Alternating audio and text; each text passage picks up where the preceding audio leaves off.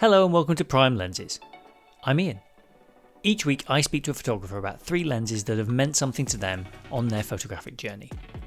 It's unashamedly gear chat, but hopefully focused more on the images made with that gear than performance metrics and graphs. My guest today is Dan Milnor, a former photojournalist and current creative evangelist for Blurb books. I've enjoyed Dan's videos and writing for years. He's an extremely interesting guy with some strongly held beliefs about what constitutes good work and how you get there. He's direct, a real force of nature, and I wanted to have him along because I thought he might reject the premise of the show completely and that would make for a really interesting conversation. He absolutely didn't disappoint. This one's quite a ride. Here's my conversation with Dan Milnor. The beauty of the thing, because early on when I was doing these, I kind of entertained the notion of doing them recorded and like with video as well. And I was like, yeah, that'll be the thing. And then what I realized very quickly was just how much harder that is. And when you're talking to someone, they go, it's not recorded, it's not video though as well, right? Because they're like, otherwise, oh God, I have to change the thing. So yeah, but no, I'm glad you like this. This was a purchase. This was a last minute thing from Sweden. So it's a bit Starfleet, but I quite like it. It's got that nice. It's got a kind of future thing, and it's orange, which I'm all about the bright colors. Well, if you get lost, we can find you. Yes, I'm easy to find. That is a thing. There's people at work say that. Yeah. Speaking of finding you, where are you? So I'm in the Highlands of Scotland. So if you were, I don't know what your Scottish geography is like, but sort of north of Perth, kind of the middle of Scotland is kind of Perth, right? So Perthshire, and so we're about just under 2 hours north of there. Then you've got kind of Inverness above us and the coast, like Nairn and places like that, where apparently Tilda Swinton hangs out, and places like that. You know, you've got the islands and things like that. So Miss Swinton, I know, right? Like I've not seen these people, but yeah, we live in like very central in the middle of nowhere. We moved last year, and it's gorgeous here. It's absolutely stunning. I love it. And as an American, I have to ask, Scotland's in South America, right? Yeah, totally. Yeah, near Paris. That's that's good. No, it sounds pretty fantastic. My mother loved to travel. My father hated to travel. And the only place my father would go was if he could fish or go bird hunting. And he went grouse hunting in Scotland and talked about it for the remaining 30 years of his life. He absolutely loved Scotland. Was one, and Portugal were the 2 places that he liked. He didn't like anywhere else. I can totally relate to it. Like we were spending all of our holidays up here. I was born up here and we lived on Skye when I was younger, when I was growing up. But we moved around a lot when I was a kid. And then met my wife in London. She's from Scotland as well. And so we've been gradually working our way north for about 12 years. And when the 2 boys arrived, we were like, right, well, we've got to make the move before they get too grown up, and before like they're too set into school and like, you know, that stuff. So yeah, we last summer found a place surrounded by trees. Wow, it sounds fantastic. Oh yeah, I'll send you some pictures afterwards. It's a beautiful place. Like if you're ever in Scotland, we've also got tons of distilleries nearby. Like the reason for doing these kind of conversations and turning it into something is really just an excuse to talk to people whose work I really like and think I might get on with, and just have, you know, like that's it's a thinly veiled excuse. Like if the price of entry is putting this on the internet and then I get to meet some cool folks, then, you know, jobs are good and right. It's that proper creative practice. So yeah, I'm loving it. I mean, I'm basically in the same boat. It's fun to be able to go on the computer and say, hey, I'm going to be in Barcelona on these 2 days, and people come from all over and they're like, oh, we finally get to hang out in person, kind of thing. So I get it. I love doing these things. You've done a really interesting thing though recently as well, because you've kind of, not to, you know, to make it a jokey thing, but you've shifted like away from like the monolithic platforms, like you're moving back to kind of your own place on the internet. Is that because you've kind of got that following now and you feel like, you know, I don't want to really be at the behest of someone else. I just want to grow my own thing. Thanks. No, I've always known that. I've never wanted to be a part of any of these platforms. And I was a part of all the platforms. I mean, up until 2012, I think it was, I was on, you know, Twitter and Instagram and Facebook and Pinterest and Tumblr. And I think it was 2012, I deleted 7 networks in one day. And I was just like, this is dumb. I don't want to do this anymore. I kind of figured out what they were. I saw what they were doing to my friends. I saw what they were doing to the people around me. And I was like, this is not good. And I saw that clearly in 2012. Now it's exponentially worse. And the last one for me was YouTube. I knew I was never going to be a YouTuber. I didn't want to be a YouTuber. That was 100% driven by Blurb asking if I could do motion content, and me saying, I don't know. I've been a still guy my whole life. I've never really done motion. I would love to learn a little bit more about it.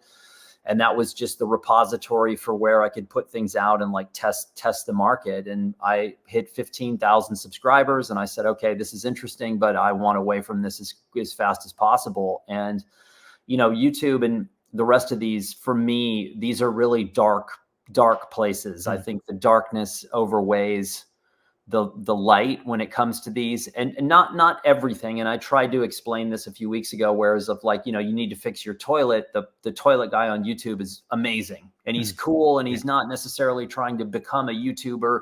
He's like saying, I know we have the same toilet, and I know this is going to break on yours, and I know I can help you fix it. And you're like, great.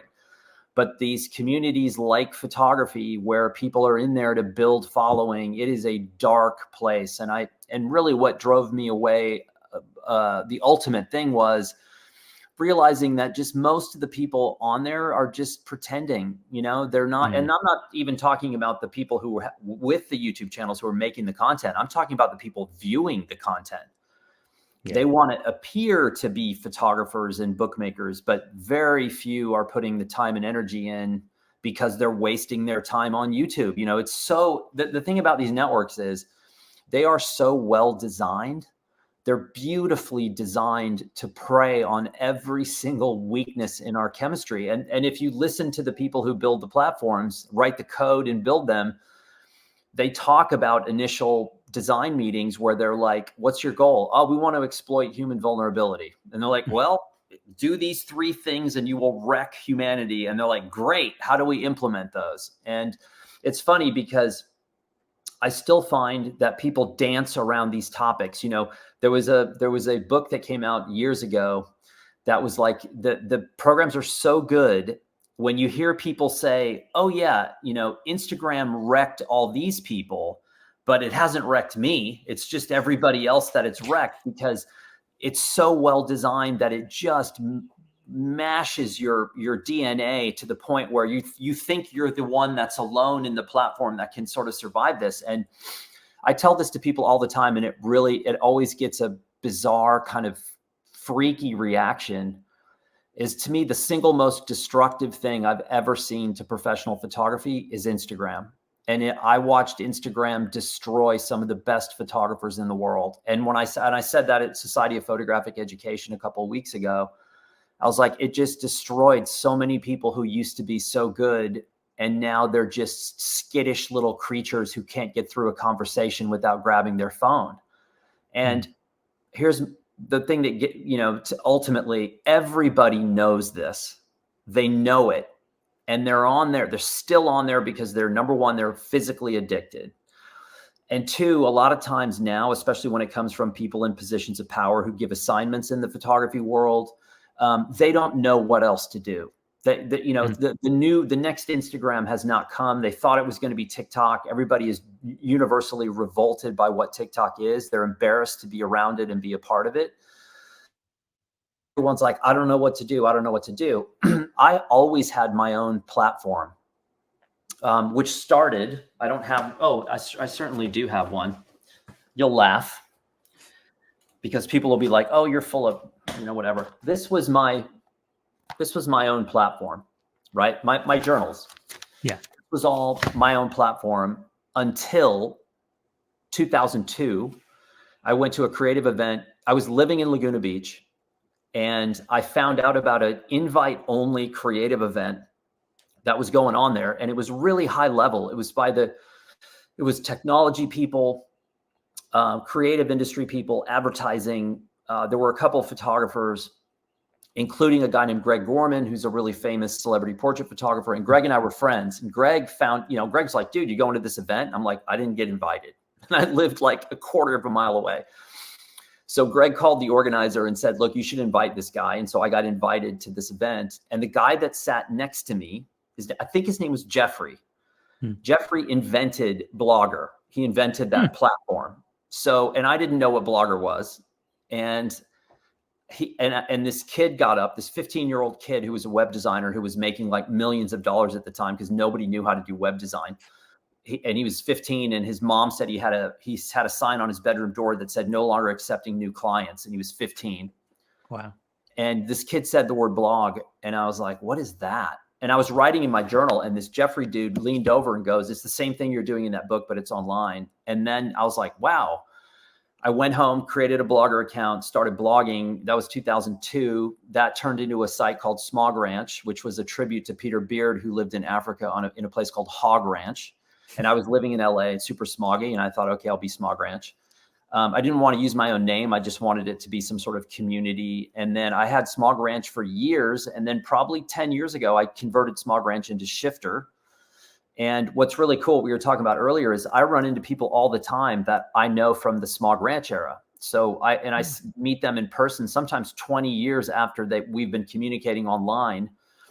And Shifter to me was always my hub. I had a conversation with the CEO of Blurb's parent company a couple of days ago, and he was asking me about Shifter. And I said, look, it's mine. And there's two people behind the scenes that have been instrumental in helping me keep it going, which is Fleming in Denmark and Charlene, who's in Singapore. They're awesome, super smart, and know way more about this than me. And they saved me from myself. And I don't know how to do the changes on the site and all this stuff. So I'm working with Charlene right now. She's helping me to redesign the site a little bit to handle sort of the new focus that I'm going to put on it, adding in a newsletter membership service, which I will eventually monetize. And to me, that is the future of creativity. The reason I'm monetizing the site is not because I want to live off my site. I just have to prove a point. I just have to prove something I know is already true, which is putting your work in the hands of these traditional people and models does not work anymore. If you have to control the narrative because they just don't care. Somebody posted something, and I'm not going to use names here, but somebody posted something earlier today, and it was about someone really famous in the photo industry and blah, blah, blah. And I was like, my memories of this person are not good. My memories of this person are your organization underpays contributors dramatically. You pay late. You are unreachable. You're an elite who only basically hangs out with other elites, and you're a hero in this industry?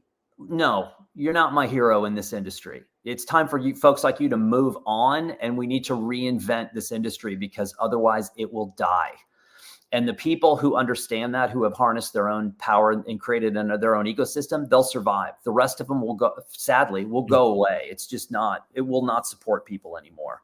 So I love Shifter. I write every day anyway. And it's just, I was telling somebody earlier, I'm not after perfect, there's going to be typos. There's going to be grammatical errors. I don't care. It's just the gist of having that place to express some things and also help educate people. I just posted today a post about a Blurb notebook that I got from Brant Slomovich in Canada. It's beautiful. It's nothing fancy. It's a Blurb softcover notebook, no big deal. But how many people don't know Brant that now are going to know Brant and then potentially go on and find his book that he did on Israel I think it's called The Cracks and Everything. It's gorgeous. That book. And if 10 people find him and support him, then I'm like, all right, that's a worthwhile blog post. Yeah, I've really enjoyed reading what you're writing. I think there's a lot of power and value in like that. I think the other mediums have already done it a lot as well. Like games, I work in video games is my day job, and the way that a lot of people who cover games, because it's become unsustainable already, that you can't necessarily keep a job, and publishing revenues went away, and we've worked through a couple of .com booms and busts that I used to get paid 50p a word, and then suddenly overnight it was I don't think you can commission anything. And that's before they had software that could write guides for them.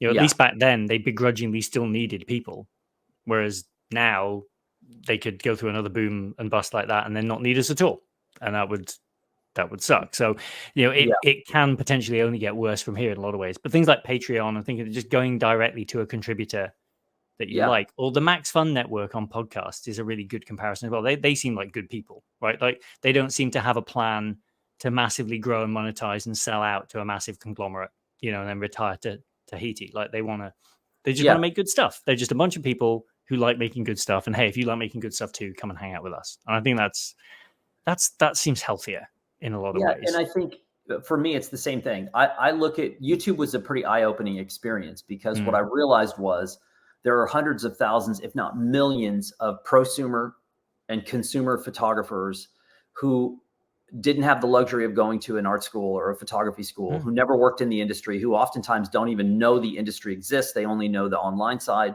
YouTube's and Instagram and all that stuff. And the knowledge that I have and the knowledge that the circle of friends that I have and colleagues who are still in that field, the knowledge that we have, which is not available to a lot of these people. And so for me, it's like the goal would be, let's say I charge you $10 a month to get access to this stuff. The goal would be to create something that people say, I can't believe I'm only paying $10 to get this. And then showing people step by step how projects happen, conception of idea to the sale of the printed material at the end, every single step of the way along the way of like, this is how these things happen. And not just from me, but then culling information and interviews and data from other people who are doing this. And also just constantly pointing out people who are doing this for real and not people with no training who are really good at building an audience, but really don't have any clue how to make interesting imagery.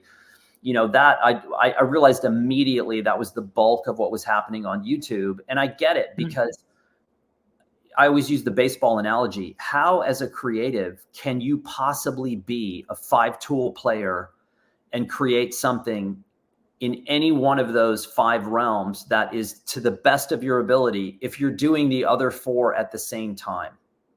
It's so rare that you see someone on YouTube that can make great films and great stills. It's always great films. And then the stills fall completely flat. And you're like, oh, it's a waterfall. Oh, it's star trails in Utah. It's this, they go to the same locations. They shoot the same pictures. It's the same filters afterwards. But the films are unbelievable. And you're like, oh my God, this looks like something that should be on Netflix. But if you're trying to learn how to be a still photographer, this is not really going to help you. So I think I have a ton of stuff to offer people, not to mention I'm constantly on the road meeting with and running into some of the best creatives around. I mean, just today, if I had a list of people that I've contacted just today alone, I think people would freak out. And it's funny because I ran into somebody last week, somebody who's known me for quite a while, years. And they were like, why are you at this event? And I said, oh, I'm here because I'm studying this industry.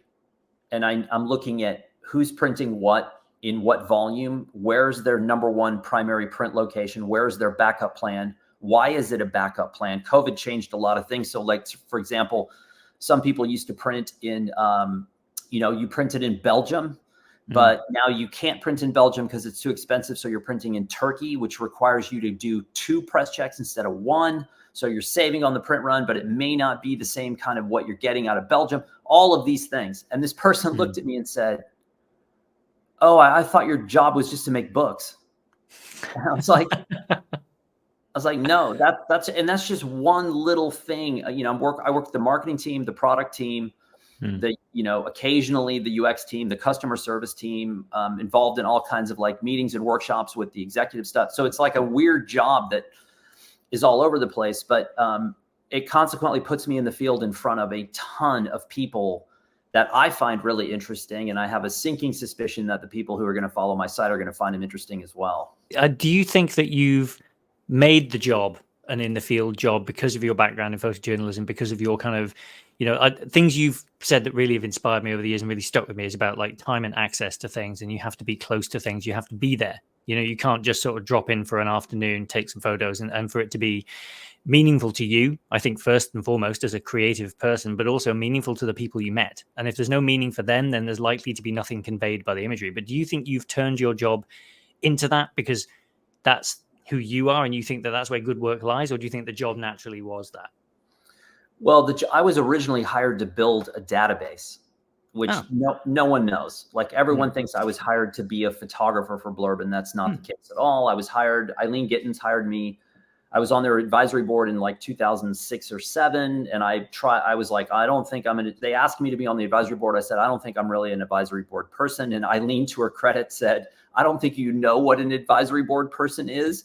You know, it's not a guy in a suit. It's you using the platform and telling us, like giving us feedback. And I was like, oh, okay, that's great. So I was hired to build a database of key customers that Blurb should go with Engage. That's photographers, bookmakers, because I had done that job for Kodak in the past. And Kodak Professional in LA from 97 to 2000, I did that very thing. So that lasted a couple of weeks, and Blurb came to me and said, hey, we're doing this thing at Photo Plus Expo in New York, which at the time was a huge trade show. Back in that era, every major like New York photographer went to Photo Plus Expo. Now it's like a widget, widget show. It's all, the pros don't go. I don't even know if it's still on. But they said, hey, can you go to New York and give a talk about how you use Blurb? Have you done any public speaking? And I said, look, I'm an introvert, but I have this like fake version of myself that's an extrovert that can go and do these kind of things. So I went and gave a talk, and that was it. It was literally right turn. You are now Blurb's, evangelist, even though at the time we didn't call it an evangelist.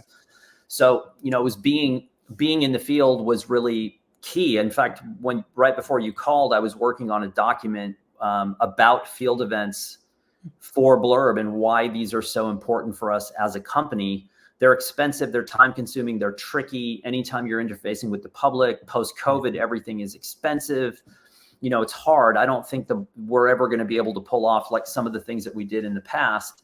But, I love being in the field. There's no better gauge of humanity, what your company is, what it means. Last November, we went to Paris Photo. That was the first big Blurb event in several years. And it was very fun for me. We took 4 other team members, 3 from the US, 1 from London, and 1 from Eindhoven. And the person from Eindhoven had done field events before. The person in London had not attended field events, but had done, been around the company for a long time, knew what was going on. And the folks from the US were new. And so, my wife was there, and she asked at the end of the first day, she said, is this what you expected or more? And they just went, oh, it's so much more than what we thought this would be. And then we had a photo walk and a meetup in Paris. And at the meetup, it's revealed that a company like Blurb or whoever is printing something, it's not ink on paper. It means a lot more than that. This is like somebody's ability to tell something that they need to tell. And it's very apparent very quickly that this is way more than a book. It's like they're so emotionally attached to it. And you can't really understand that until you're sitting face to face with a bunch of strangers who are saying, I need you to look at this. I need you to go through this page by page with me. And again, this is not, hey, look how great a photographer I am. This is like, this is my story, and I need you to know what this is. And the team was blown away. They were like, holy cow, we had no idea like that. So anytime I get a chance to talk to any of the higher ups in the company, I'm like, come with me in the field. Come out here. Come and see it for real. Is that where you met Julian Pasternak? Oh yeah. Julian was, well, we'd met online, and I didn't really know him. And Julian saved us. There's no, Julian saved the meetup portion of this. I'll spare you all the details. We had something kind of go sideways in the middle of the photo walk, and the rest of the team had to go address it. Right. And so I took the remaining folks who were in the photo walk, and we went to this restaurant, and I walked in and I said something in English, and the hostess was like, you just see her head like, oh no. You're an American. She's like, oh, we don't have your reservation. And I'm like, here it is. And she's like, no, we don't have a reservation. Wow. And Julian was like, oh yeah, you're behind, you're cursed for the rest of the evening. And so he helped us like renegotiate and got us set up. And he's just has such a cool personality, and he's so positive and fun and happy, and he's a really good photographer. Yeah, no, I spoke to him a couple of weeks ago, and I was planning originally to only do 10 of these, and he made me promise to do at least 20 and Yeah. said he will check.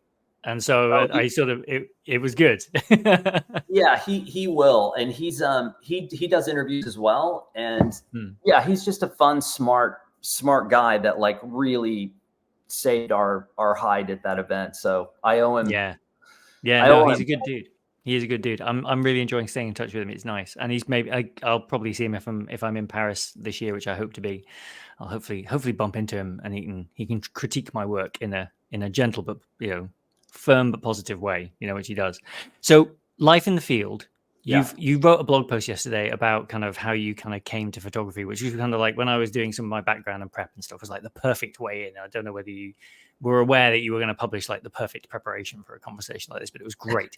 And so thinking back, like that Nikon that you had, and you listed out your kind of your three lenses were sort of three focal lengths.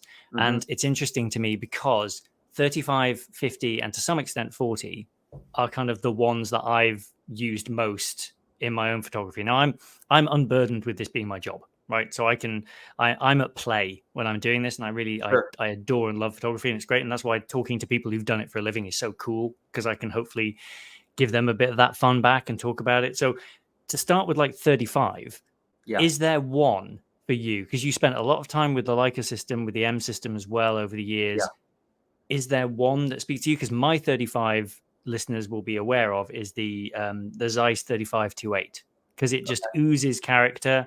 It's got a lovely kind of like contrast to it. It's like my favorite photos I've ever made that mean a lot to me, of like my kids and things like that, but were made with that lens as well. And I think 35 mil is kind of sometimes what we think of a photo if like your first camera has that on. So is there one for you, or does it not matter? Is it just 35 is like a frame for you?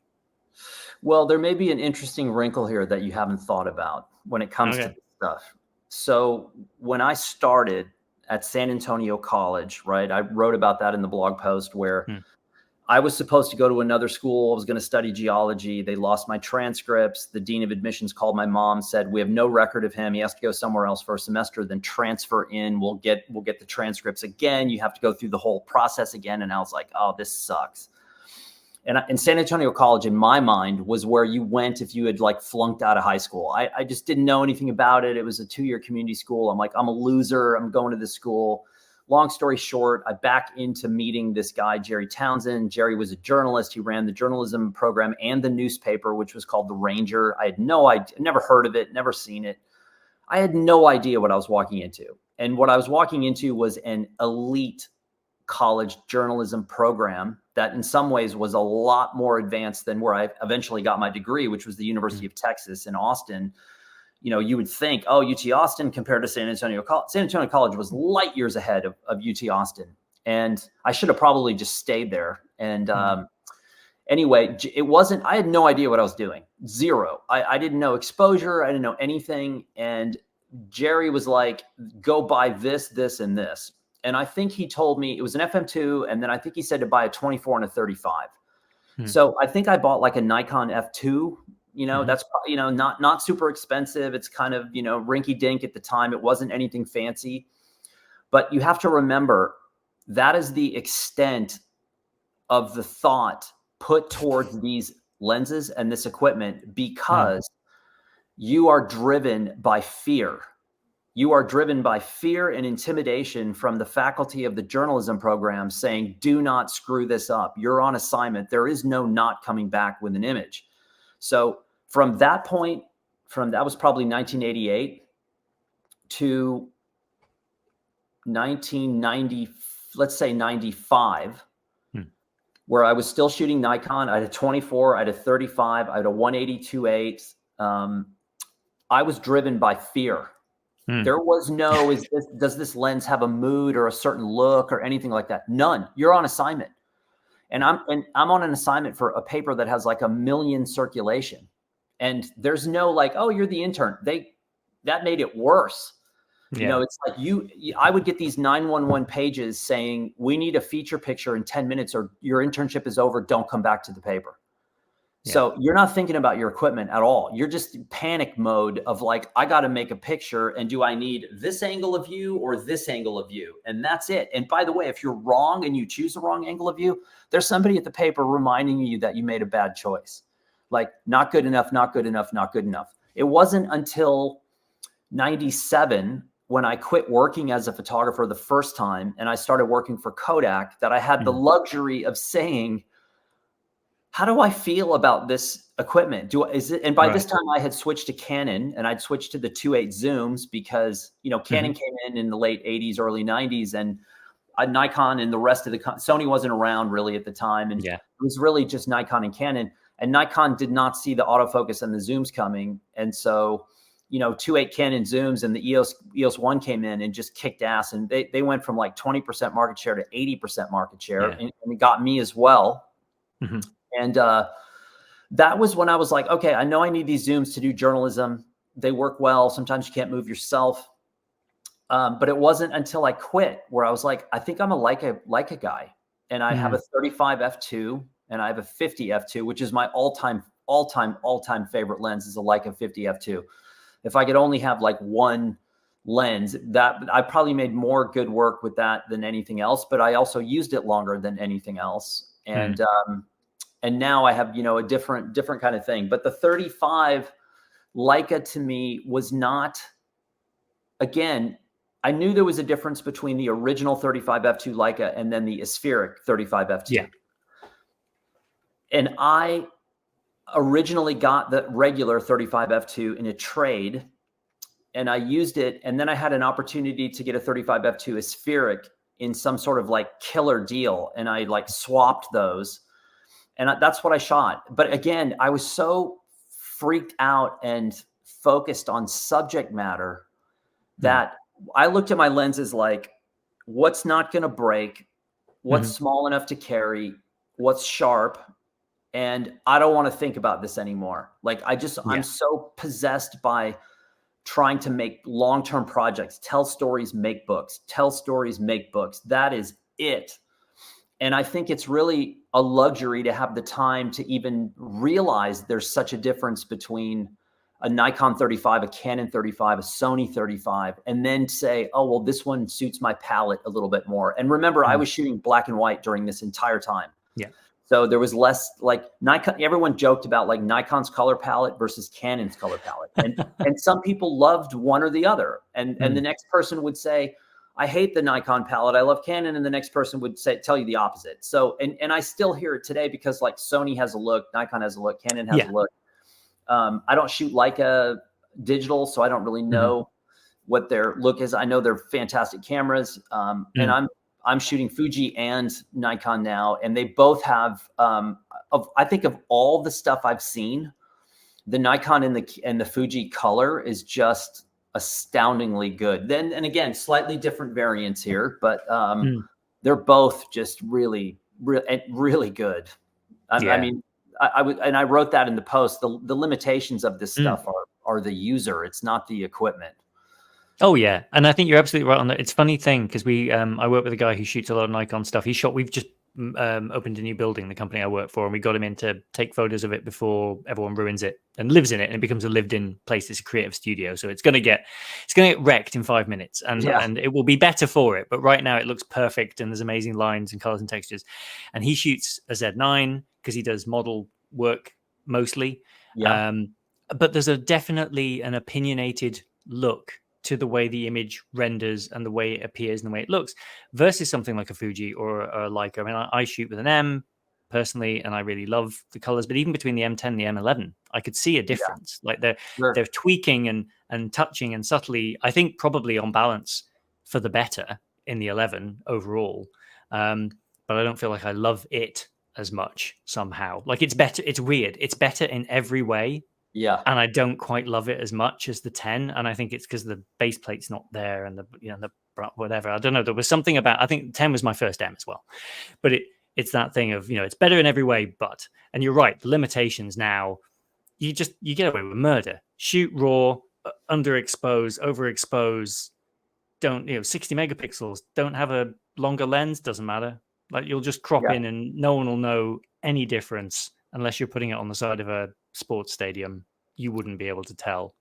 I did a shoot a couple of days ago, and to me, the limitations, like as I said before, the limitations are on you and I. Like, how talented are we? How do we see light and timing and composition? How do we gain access? How much time do we have? It's never the kit anymore. I mean, I think, you know, a good photographer, they could give you an FM2 today and you're going to go out and hammer stuff with it. It doesn't really matter. It's all about time access and like how you see the world.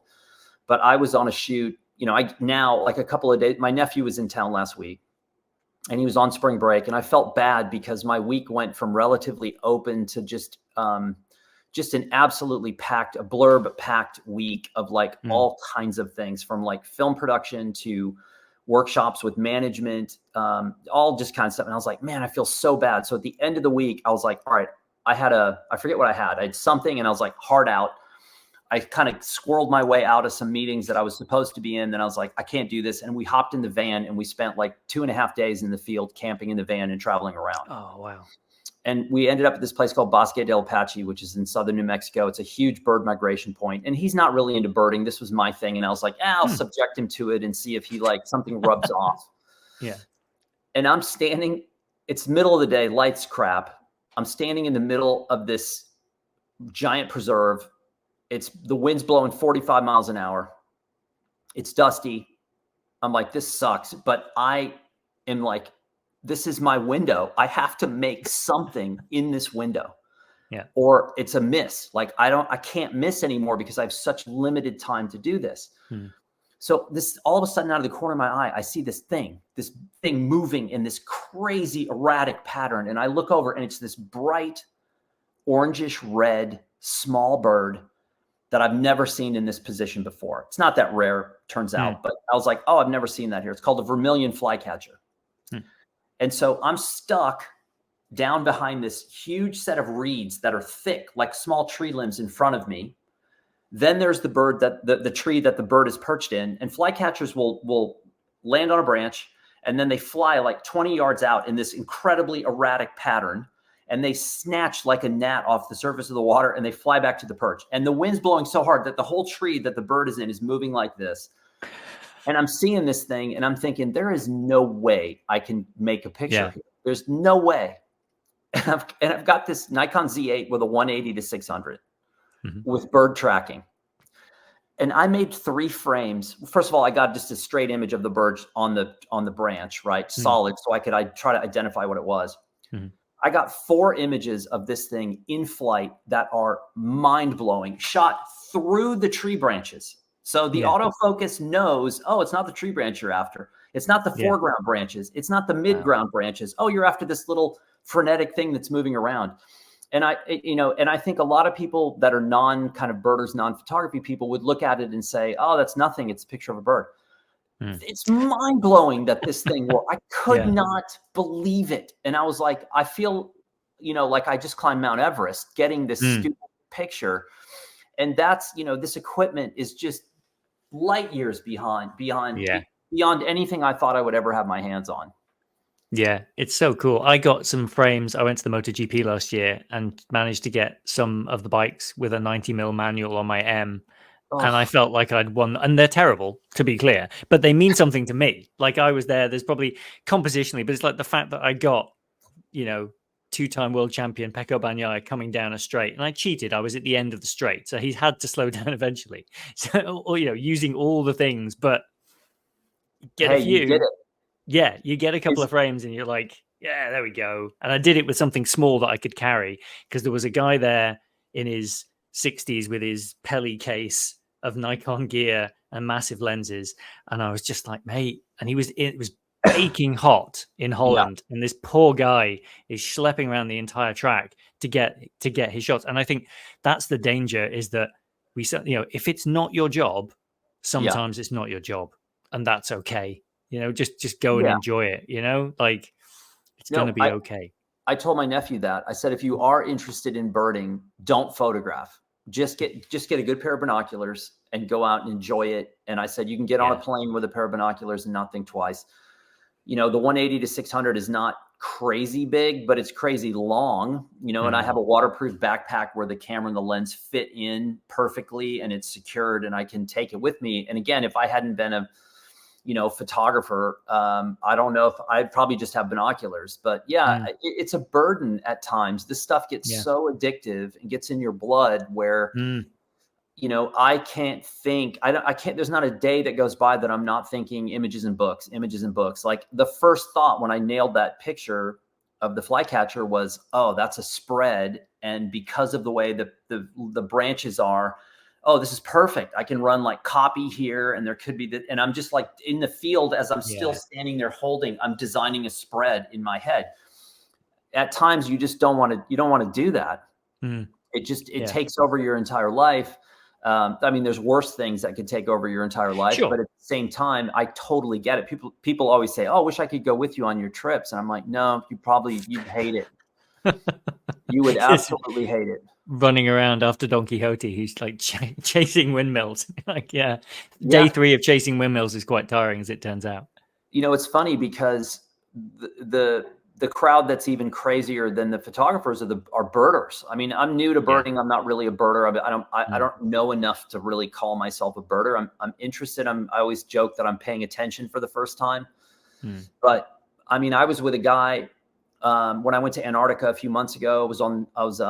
We were crossing the Drake Channel and we got lucky. It wasn't super heavy seas, but the ship's pitching and there's plenty of sick people and that kind of stuff. And it's blowing like snow and wet rain at like 40 knots across, like horizontally across the fantail. And I look out and there's 2 guys out there.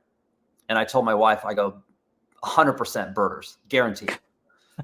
and I go out and sure enough, they're birders. And one is an educator, teaches in the Southeast. And one was the father of the ornithologist who happened to be on the boat. And the father had 7,000 plus birds on his life list. And you couldn't name a country. I'm like, Borneo. He's like, just spent 30 days there. Uganda just spent 30 days. They're just driven beyond recognition. And the cool thing is, he was not a guy. I'm not talking about driven by saying I have 7,000 birds. It's just driven by this fascination that you're looking at a dinosaur, the closest thing we have to dinosaurs, and that the diversity, and also very much like photography in the sense that photography puts you in incredible places. And yes, the images can be critically important, but at the same time, the experience of being in these places. So this guy was telling me he was on a birding trip and I think they were in Borneo and there were a small group of people. And he said that there was some other animal that's very, very rare that they stumbled across. And he's like, yeah, I put the binoculars down and I'm like, oh my God, when am I ever going to see this other thing? Like, we need to appreciate this. He said there was another guy on the trip, another birder who was like, who cares about that stupid thing? Like birds, he's like running, we have to go. So, you get those guys, but for the most part, birders have been really fun to hang out with because they're so smart. They're so intelligent and so like, you're talking about a field that is inexhaustible and they are just going forward. And here's another interesting wrinkle is that some of the most important birders in the world are women. And historically, that's been true. They've never gotten their fair shake. They've never gotten their due. But some women, and I don't remember the names off the top of my head, I've read their books and their biographies, just astounding, and never, like, always skipped over in the history, skipped over in the competitions. But it's pretty fantastic. I absolutely love it. No, it's very cool. I really enjoyed. I was watching. I think I probably just found you on YouTube maybe about a year before you kind of transitioned into your birding phase, and it's been fun to watch. It's been fun to watch you kind of like going from the sort of tone of content changed a little bit. It was like a little bit less running and cycling and life in the desert, and a little bit more. It was funny because I came to you for the sort of I was thinking about it last night. It's like sort of tutor stroke cool friends, cool older brother energy of like, you think you're good now, you're not actually that good. Go and listen to Nirvana, this band Nirvana, or you should listen to Prince. Everyone had those people in their life who like introduce you to the cool band, and you're like, oh my God, I would never have discovered them any other way. but then it was also, there's like, it was really clear that you discovered something that was suddenly speaking to you in a new way, and how nice that was. It's that kind of parasocial thing of like, it's nice that this person I see doing things is enjoying something new, and I can see that it's new to them because they're excited about gear in a way that they haven't been for a while, or getting out and using it. Yeah, and I think what's interesting is that I know that even talking about birding turns off a ton of people, right? They're just not interested, whatever. And so it's fascinating to me to sort of, it's something I find interesting now, adding it into the conversations that I'm doing, but it's not the focal point. And so 99% of what I do with the birding photography, I don't talk about it, I don't post, I don't feature it, because I'm working on a book that is, to me, the masterclass of everything I've ever learned in photography. And that's what I'm working on now. So the chapter heads in the book, there'll be 33 chapters in the book. Each chapter head is an individual distinctive bird species from a very specific location. But then the geography of where that bird is, the rest of the chapter is about people, culture, history, social structure, ritual. It's all the documentary, short lens, black and white, close up people stuff. And then you get to the next chapter and it's like, okay, here's the geographic location. Here's the bird that identifies. And what I find interesting about that, one, it's incredibly challenging to do those divergent kinds of photography at the same time. And also researching what's happening in these places and then trying to get there at the right time, getting access, meeting people, and saying, like, last week I was at a restaurant, met this, a rancher from southeastern rural New Mexico and his family. We were at this outdoor restaurant. We there were not enough tables. And he said, oh, you guys are welcome to sit with my family. And we talked for a while. It's like meeting people like that and saying, hey, I know this sounds crazy. I'm a photographer from the northern part of the state. I'm doing this project. Can I come and spend time with your family? And you're just like a stranger, they're meeting at a cafe. And 99% of the time they're like, yeah, sure. Here's my phone number. And then it's setting that up, explaining what you're doing and saying, look, I'm not an Instagrammer. This is not like a 5-minute thing. Right. I'm trying to really understand what your culture is in this particular place. And what's fun about the bird angle is that the bird angle tends to diffuse the situation, because people are like, oh, that's interesting. I see those birds all the time, or I saw those and didn't know what they are. And that's interesting that you're using that bird to represent our area. Maybe you should look at this other bird that we see all the time. And then all of a sudden, the fact that you're sort of already in through the bird angle makes it easier for people to say, oh, this is like some weird guy who's got this weird project. But to encompass all those things, I was thinking about it the other day. If I wasn't working for Blurb, it would probably still take me minimum. If I was doing this full time and I had like somebody helping me with the research, it would probably take 3 years to do this project. And seeing as I don't do this full time and I don't have a researcher, it's going to take forever. But, last week I have the bird I need for the location now. I kind of have a contact that's in the agricultural community. So it's like, all right, I can slowly make my way through this. Yeah, it speaks to the thing you've said repeatedly about how printing and making books and researching and stuff is so much more of the process. Because I don't think until you started talking about it, again, it's like I only just started paying attention, right? Like I only just it's when watching videos of people like you, and when you go and actually seek out photography books and look at just how much work it must go in, you realize that the quick fix photo Lightroom tweak post to a website, forget about it, that flow is so small a part of the actual process of what we've done as a people with photography for so long. Yeah. And that we're going down, it makes it so obvious, I guess, that we're going down this junk food route, right? And we're not talking about how good this could be, Yeah, I mean, empty calories, fast food. Again, it preys on your chemistry. It preys on dopamine. That's why people post, and you post and forget, and guess what? So does the audience. It's a dopamine hit for 2 seconds and it moves on. I have no interest in it. I'll give you another example. I was at last year, May. I'm going to miss it this year, and it's killing me because it looks like it's going to be good. I was at this thing called the Biggest Week in American Birding. and the Swarovski was there, which is an optics maker out of Austria, and they're arguably the best binoculars in the world.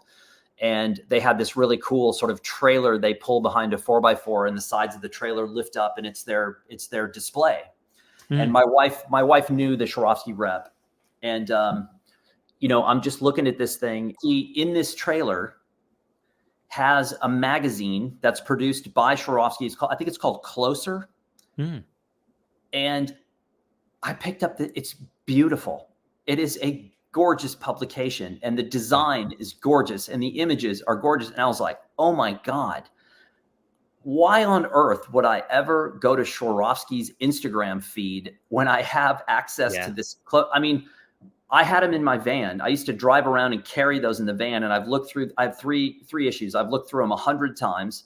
Yeah. And I'm in Texas right now. Before I drove here, I had them in my hands, and I was like, my wife said, you don't need to take those to Texas. And I was like, maybe I should just take one, because, you open that thing up and you're like, this is the effort of world-class photographer, world-class designer, somebody who's very skilled in choosing materials in terms of what material you're going to print on. The cover is this like textured, amazing cover. I was like, this is a full team of high-level professionals designing something that is absolutely impactful. And I think once you're down that path, the rest of this stuff just fades in. I mean, I can't fathom right now. And again, all my friends, my family, everybody is not in the same camp as me. Yeah. I cannot imagine going to Instagram now for any reason. And frankly, I feel the same about YouTube. I mean, I still post when I'm in the field. I will post things to YouTube, my community page, where it's just a still image and a link saying, hey, I just discovered this. I posted something in there today. I can't remember what it was. It might have been about my friend Brant's book on Israel. I don't remember. But it's like, hey, this is interesting. I thought I'll do it here. But to make a film and put it on YouTube again, it's such a bizarre transformation that once I made that decision, like, oh, this is not good, I don't want to be around this, boom, cut it off. It's like it doesn't exist anymore. Yeah. And but again, I don't know. I think I'm just wired differently. Not better by any stretch. Just different. Yeah, no, I do. I think there is something increasingly icky feeling about some of this stuff. Like I was complaining to some friends of mine recently about the way that these big companies like Apple mediate a lot. Like a lot of my gear is Apple. It has been for 20 years, right? 22, in fact. And I rely on it, and it works well together, and I love using it, and it's great. And, I still use my iPod every day. It's literally on my desk in front of me. All that stuff is great. But the way that they're behaving with the kind of the antitrust stuff, and the way that like the App Store cut of 30% when challenged, and then they go, okay, no, Netflix, you can tell your customers to buy it on your website, and we won't take 30%. We'll take 27. And it's this malicious compliance that from people with trillions of dollars. And you just think, what? I know. I mean, I will never be in a position where I have to say goodbye to billions of dollars as a revenue stream. I do understand that. And that would be the end of Tim Cook's job. And he would have to retire at that point. Multi-millionaire Tim Cook would have to retire. What a shame. But it is like, we surely we're doing it wrong. If the result of even one of the like good guys, because like Google, like, and Facebook, they were, Mark Zuckerberg was a bit of a monster right from the start. I think we knew what he was. Yeah. Werner Herzog would say he looked into the void looked back at him and ran away, kind of like, some people showed us what they were very early on. Yeah. And some are now changing, and they're using their own kind of zealotry or dogmatism about their right to kind of defend their decisions. When Spotify complains about them taking all their money, and Apple go, well, we built the iPhone and Spotify want to profit off it. And you're just like, hang on. Like, I feel like it's Alien versus Predator. Whoever wins, we will lose. And we'll just be sat left in the dust of this thing, like, of what could have been somehow. It's not working. There's so much money involved. I think, greed and corruption drive such a huge part of our culture and society, drives our government for sure. And I think, you say that and people are like, oh, you're anti-American. I think to me, that's the most American thing you could do, is point out the fact, point to the corruption and say, we need to like fix this. But, Apple gets a pass unlike any other company I've ever seen. I have an iPhone 15. I felt that the 13 was a great phone. The 14 felt like a step back, and the 15, the battery won't hold a charge. Right. So I have the 5G turned off. I have the Find My Phone turned off. I have all these things turned off. I'm now carrying a battery pack for the first time in years because I can't get through the day without recharging the battery multiple times. Yeah. And when I say that to a friend who stops by, he's like, "Oh, it just must be you." And I'm like, Google iPhone 15 battery problems. Yeah, it's millions of people who have this problem. And Apple gets a pass because they're cool and their stuff's cool. Yep. I was thinking about it the other day. I asked my wife, I said, okay, when it comes to Instagram, we know with 100% certainty, in 2017, they promoted genocide because of the ad revenue. So those reports are out. They're out there for anybody to read. They knew what they were doing. The Rohingya, disaster in Southeast Asia. Amnesty International said, look, this is clear evidence. They knew what they were doing. They promoted it, and they made money because of the ad revenue they knew was going to be astounding. So they did it. We also know they targeted preteen girls because their self-harm rates tripled in 2013. And once they figured that out, they were like, we'll just feed them a constant supply of things that are going to keep them at unrest. When is enough enough? Yeah. And I said to my wife, if we knew that they were killing preteen girls, I would say 95% of my friends would still stay on it. They would find a reason to say, oh, that's not me. I'm not killing them. But I just use this for work. That's when someone has a real problem when they say, oh, I just use Instagram for work. I just use it for work. Yeah. I think all of these platforms, Facebook, you mentioned, just pick a year out of the last 10 years and type in that year and type Facebook scandal. And it's just one egregious thing after another. And yet how many of my friends said, okay, enough is enough? None. They're all still glued to it. Yeah. My favorite thing about Facebook is that Nick Clegg, our former deputy prime minister, is now their chief apologist. And he's landed a plum post being in government job. And it's hilarious to me that when Nick turns up on things, but when he was in a coalition government with the Tories, he obviously got good at apologizing for things he didn't necessarily agree with, and it just sat with him. He's like, hey, I can retire on this, so why not? They get a massive salary. They roll the dice and say, I can get, no matter what happens, I'm going to walk away with a golden parachute. I mean, when you saw Zuckerberg testifying in front of Congress and you saw that little smirk on his face and you realize that, first of all, our Congress is too old. They don't even understand what Facebook is. They don't know the technology, and he knows that. So he's just sitting there making stuff up, or, and Sheryl Sandberg did the same thing. Did you do this? No. Well, here's evidence you did. Okay, well, maybe I did. Did you sign this? They're learning from it. We're apologizing and we're learning from it. Was the thing for a long time. And then there's no penalty whatsoever. And they just keep going out there. I mean, I think it's not, I look around at some of these folks and they have so many classic sociopathic characteristics, and not psychopathic, sociopathic, which is the inability to feel empathy. And I look at a lot of these people and there's just classic examples of like nothing else matters but revenue and the shareholders. Like, how do I appease the shareholders and do that? And it's a weird kind of bind that we've gotten ourselves into because they're so interlaced with our culture and daily life that it's just they've just creeped into everything if you're still in those platforms. And the funny part for me is like the people that say, oh man, like, how are you going to do your job if you're not on these platforms? And I'm like, are you really at the point where you think you have to have these to do your jobs? I mean, I'd go to photo festivals 10, 12 years ago, and they always had industry panels, which I find fascinating. And they get these like editors, agents, art buyers, publishers up on these panels. And like 12 years ago, roughly, you'd start to hear, oh, well, everybody in here needs an Instagram account. Everybody in here, you got to be on Instagram.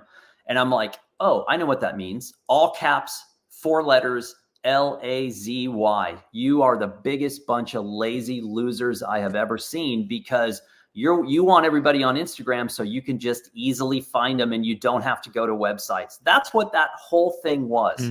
That's how it started. It's not necessarily about that now, but that's how it started. And nobody had the nerve to get up in those things and say, you guys are lazy. You're telling the most creative people around to all do the same thing. And nobody finds that interesting or odd. Nobody questions it. Because again, goes back to what we were talking about initially. That is OWT. That is old world thinking. That is these people sitting up on stage saying, I'm the one that's in power, even though my kingdom is crumbling. I'm still in power, and I'm going to get all of you lemmings to do what I want you to do. And what they should have done is stood up and said, you know what? We need another panel. We need some forward thinking people here, because now it's not so much about laziness. It's about metrics. Yes. You know, and this is a really tough pill for photographers to swallow. There's very little conversation about photography now. It's about metrics. Yeah. And Instagram is simply about metrics. Does this person have the metrics that are going to fit our metrics, what we're looking for? It really doesn't matter what your work is. It doesn't matter who you are. We're going to go through who your followers are, make sure there's no super offensive people. These numbers add up. Great. It is the most soulless, awful, system I've ever seen. I try not to ever be involved, to try to ever be around it. I just do not believe in it. And what's interesting, and finally I'm starting to see some light. I had a conversation with a very high level business person a couple of days ago who said to me, why anybody would still be on Instagram is a mystery. It's been dead for over a year. There's no ROI. The influencer thing is over. Move on, and I was like, oh, yeah, finally.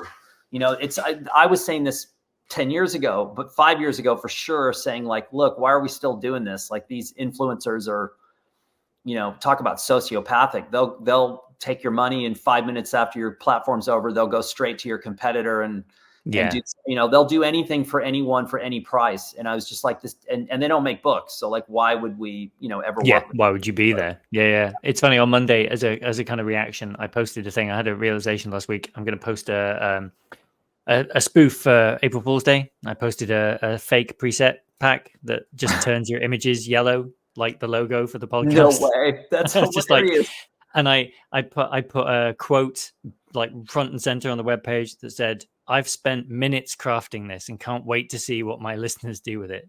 And it was just because it's just so much of the time. It's just like preset. And I just, I don't know if sell. Speaking of sell.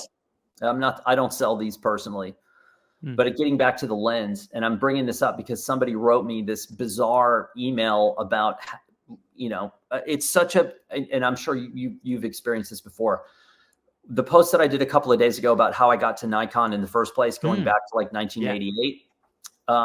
The risk with doing a post like that is that it turns into a geek fest, and people will write and list every camera they've ever had and why they used it. They'll like ignore the entire post. And it's just like, oh, here's a chance to talk about camera gear. And and it's, I have to write disclaimers. Please don't do that. That's not what this post is about, kind of thing. And somebody wrote me this bizarre thing about the 40 millimeter, which is now what I'm using with the Nikon ZF.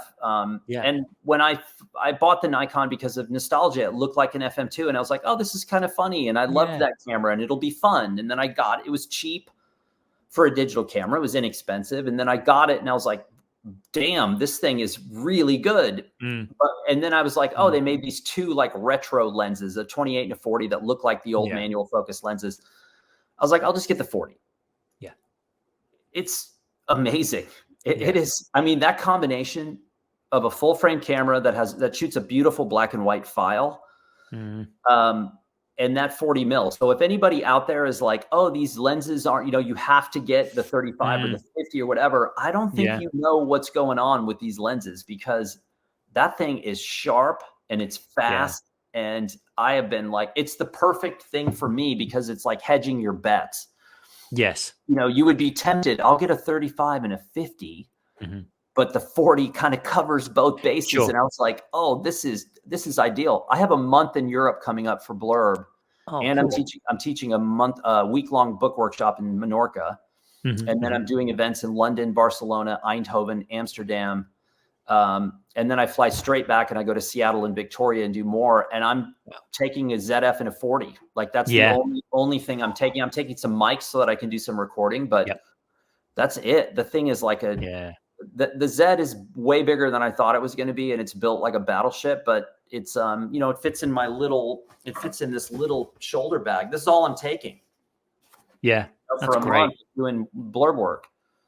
Yeah, that is so cool. I love that. I mean, if I can only have one, it's a 35, and then I'll like let the chips fall, right? Because you can make interesting portraits with that focal length just as much, And I agree with you when you were saying the 50 f2, the Summicron F50 is there's magic in that one. For me, that's my color one. They're the two that are in my bag. The color, the 50 for the color and for like people, and then the Zeiss when I'm feeling like I want some black and white and I want some texture and I want a bit of, the weird antique blurring at the edges that the Zeiss has, because that design is like 60 years old at this point.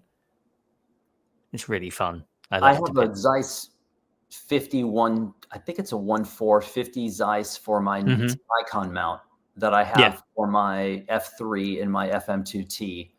And yeah, it's gorgeous. I mean, there's a little fall off on the edges, but that lens shot wide open. It is so sharp. It's manual focus, not auto, but it's a blast to use that. And I mean, and the FM2T is like smaller than my hand. It just is this itty bitty box that is such a basic thing. But again, for me, when I pick it up, it's more about memory.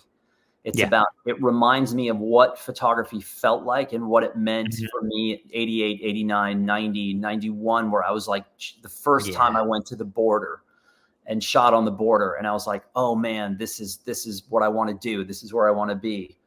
I was thinking about a project the other day. I was in school and I had an old Land Cruiser and a police scanner. And I'd go out at like midnight and I'd park and I'd turn that scanner on and I would just wait. And East Austin now is Yuppieville, but Hipsterville. But back then it was a really dodgy gang and kind of lots of gangs. And I would turn that scanner on and it was just like mayhem. And one night I met a guy.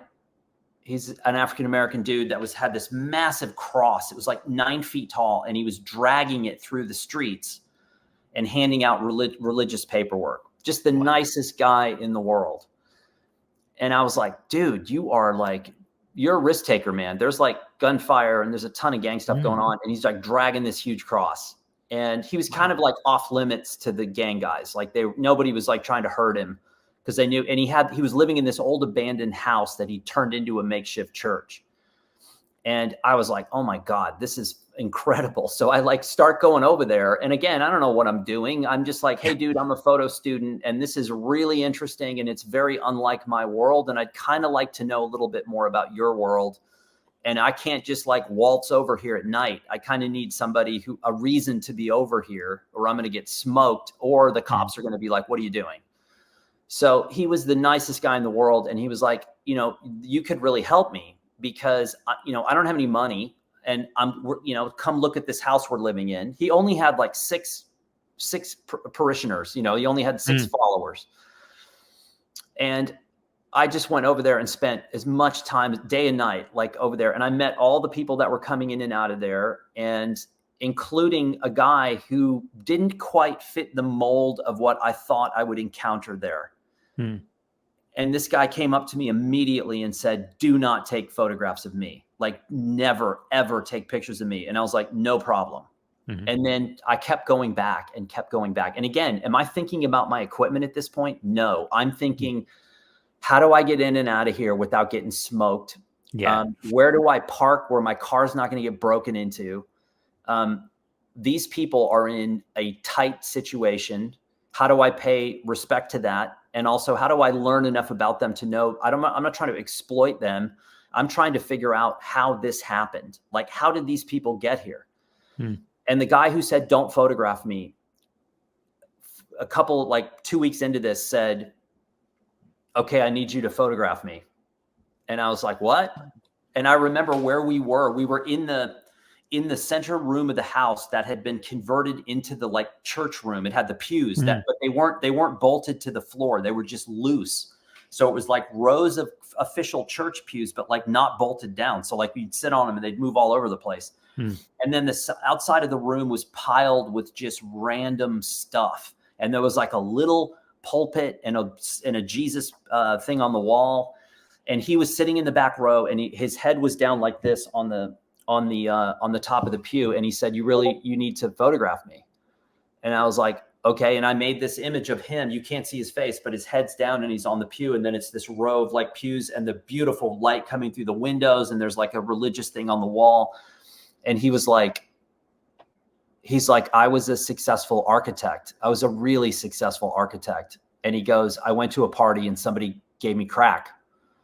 And I smoked crack one time and I lost everything, wife, family, kids, job, house, car, everything. And, he starts talking, and his vocabulary and his context. And I was like, this doesn't fit the sort of media's, crack. At this time, we were coming out of the crack era, the freeway, Ricky Ross, LA, Iran-Contras, bringing cocaine to the US, dumping it in Los Angeles, that whole thing. We'd come out of that, and it was cruising into the 90s, but he was like, he was a victim of the end of that. And I was like, man, this is a complicated story. This is a very delicate story. Like, what do I do with this? How do I present this? And this again was like 1989 or 90. I think if I tried to do that story today, I would get a lot of flack from people who would say, oh, you can't do a project in the African-American community. Oh, you can't do that. And I always say that's not true. I did it because I was interested, and I met these people, and I was like, this is a scenario I've never been in my life. I don't know what this is like. How did these people get here? Who are they? What options do they have? Why is this happening 6 blocks away from a massively wealthy institution in the University of Texas? You're within 3 baseball throws of the campus, and you have this going on. Like, how does this make sense? And through that project, I met the anti-gang unit of the police force, which I did a subsequent project with them, rode around with them for weeks and weeks. Through the gang project, I met a kid in the 4th Street Brothers gang in Austin. And I spent months with him doing a project on him, trying to get out of the gang world by turning pro as a boxer. So it just led from one project to one project, one project. And again, I was not really thinking about my equipment. I was so impacted by what was happening in front of me. I was just trying not to screw it up, you know, and paying for a roll of transparency film at that time, to buy a roll of film and process it at this horrible lab that we called back in the scratch, because it always came back scratched.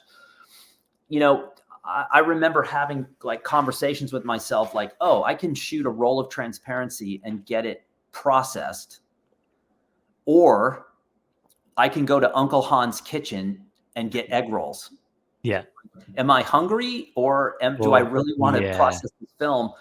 And just being like sucked into these scenarios and knowing this is not a normal job. Like, people, this is not something that normal people do. They would, first of all, they wouldn't go to that part of town unless they had to, or, and were living there. And then to like just walk into strangers' lives one after the other and say, man, I'm really curious about, what your life is like, what's going on here. And, last week when I was sitting with that rancher at the table, I was like, I'm kind of doing the same thing now. All these years later, it's the same thing. Like, hey, I'm a stranger. Can I come stay with your family? Yeah, that's awesome. And the circularness brings us nicely back around. It's probably a good point to stop, because you've been so generous with your time. And I think what I've loved about this conversation is that it's been the full Dan. Like, it's been exactly what I hoped it would be. I kind of thought you might reject the premise, which is why I initially, like, when I reached out, I was like, I talked to Julian, and you were on my list of people to kind of reach out to and see what would happen. Yeah. And he was like, he's a pro. So we finished, because he does a load of radio and podcasty stuff. So we finished, we say bye-bye. And then he knows that when you say bye-bye, it's not really saying bye-bye.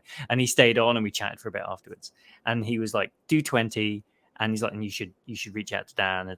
And I said, but it's gear. And it's like, and I know that you it's not about the gear for you. It's often been about survival. So this has been exactly what I kind of hoped it would be as a conversation. I hope that it's also inspiring to a bunch of people who, because I don't think enough people talk about that part of the job.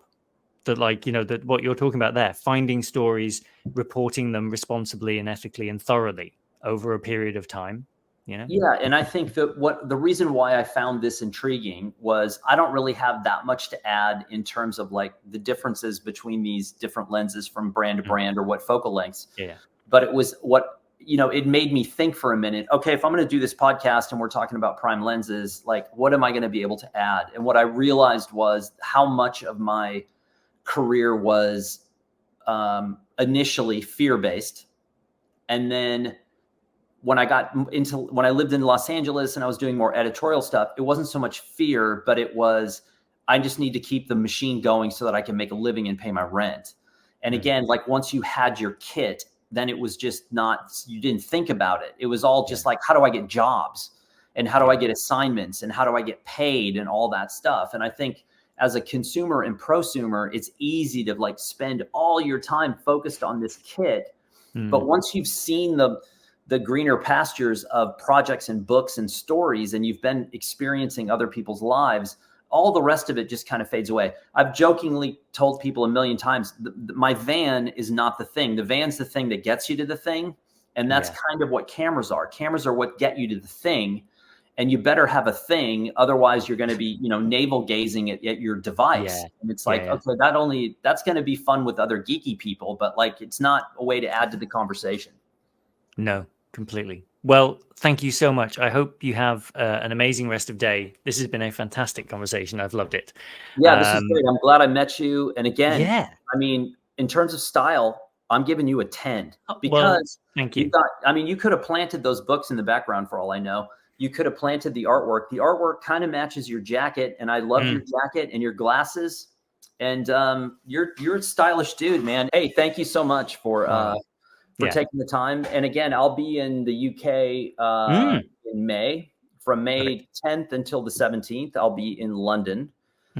And then I go to teach a book workshop in Menorca. Then I'm in Barcelona for 2 days. We're doing photo walks, meetups. I'm going to do like informal portfolio and book reviews in my hotel lobby if anybody's interested. Amazing. And then 3 days in Eindhoven. And then I'm going to Amsterdam to do the same thing. Photo walk, meetup, reviews. And then I'm teaching in Japan in September. Cool. Well, busy year for you. It is. Good. It's going to be another busy one. It goes so fast. It's scary. Yeah. So fast. It's April already. All right. Well, have an amazing rest of the day. Thanks so much, Dan. I really appreciate this. It was great. You too. Thank you. Take care. Bye. You can rate and review this series on Apple Podcasts, Spotify, or wherever you get your podcasts, and that'll help people to find the show. You can also sign up for a midweek newsletter that I've started doing. You can get that at ianfarrell.com/sign-up, and there is a link to it in the show notes as well. Thanks so much for listening, and we'll see you next time.